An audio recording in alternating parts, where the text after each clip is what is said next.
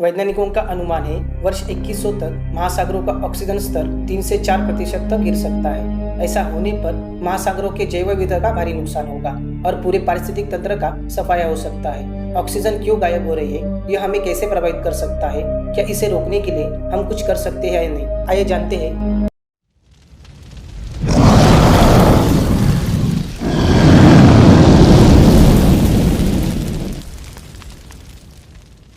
महासागरों को अपनी ऑक्सीजन का 3 से 4% तक होना बहुत ही खतरनाक नहीं लगता, लेकिन यह एक बड़ी बात है। पानी के ये विशाल पिंड पृथ्वी के अधिकांश भाग को कवर करते हैं। हम जानते हैं करीब 20 करोड़ साल पहले महासागरों में ऑक्सीजन की कमी हो गई थी। इससे प्रजातियों के बड़े पैमाने पर विलुप्त होने का कारण बना।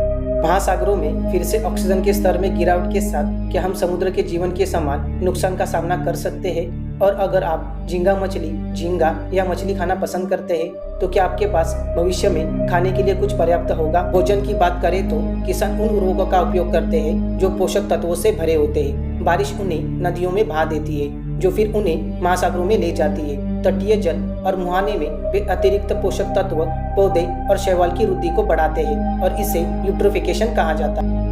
यह कम ऑक्सीजन वाले वातावरण का कारण बनता है जिसे हाइपोक्सिया कहा जाता है। और जब ऑक्सीजन चली जाती है तो पानी को एनोक्सिक कहा जाता है। इससे मछलियां मर जाती है और मरे हुए क्षेत्र जो जीवन को बनाए नहीं रख सकते, यह महासागरों की आम्लता को बढ़ा सकते हैं। क्या आप देख सकते हैं कि क्या हो रहा है? यह घातक परिणाम के साथ बड़े पैमाने पर डोमिनोज प्रभाव है और समुद्र जीवन और जैव विविधता पहले से ही इससे आहत हो रही है। आज कुछ नर मछलियां शुक्राणु पैदा करने में सक्षम नहीं क्योंकि महासागरों में ऑक्सीजन का स्तर कम हो रहा है और कम शुक्राणु की संख्या हमारी प्रजातियों को बचाने वाली नहीं।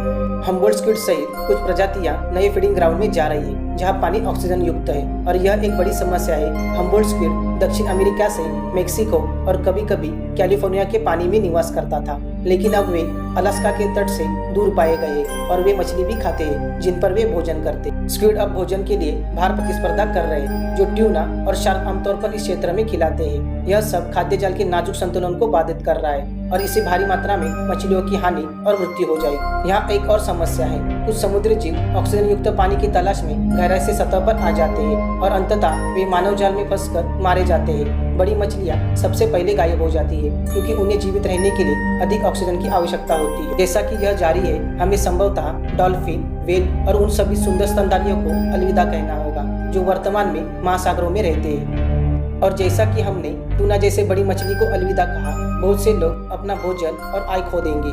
मछली को पकड़ने के उद्योग पहले से ही संघर्ष कर रहे और अंततः बंद हो जाएंगे। यदि आप एक द्वीप पर रहते हैं तो फसल उगाने और जानवरों को पालन के लिए सीमित मात्रा में जगह है।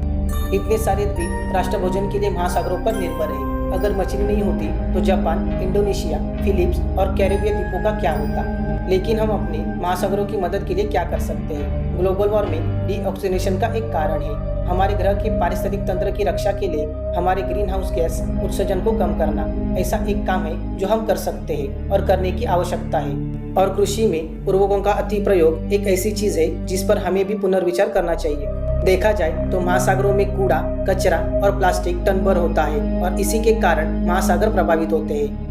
अब जबकि आप हमारे महासागरों को प्रभावित करने वाले खतरों के बारे में अधिक जागरूक हैं, तो आइए इस बारे में सोचें कि हम अपने महासागरों को और कैसे प्रभावित कर सकते हैं। तो दोस्तों, क्या होगा अगर महासागर ऑक्सीजन खो दे? इसके बारे में हमने पूरे विस्तार से आपको बता दिया है। वीडियो अच्छा लगे तो लाइक करें, शेयर करें और सब्सक्राइब करें। हम जल्द मिलेंगे अगले वीडियो में, तब तक के लिए बाय।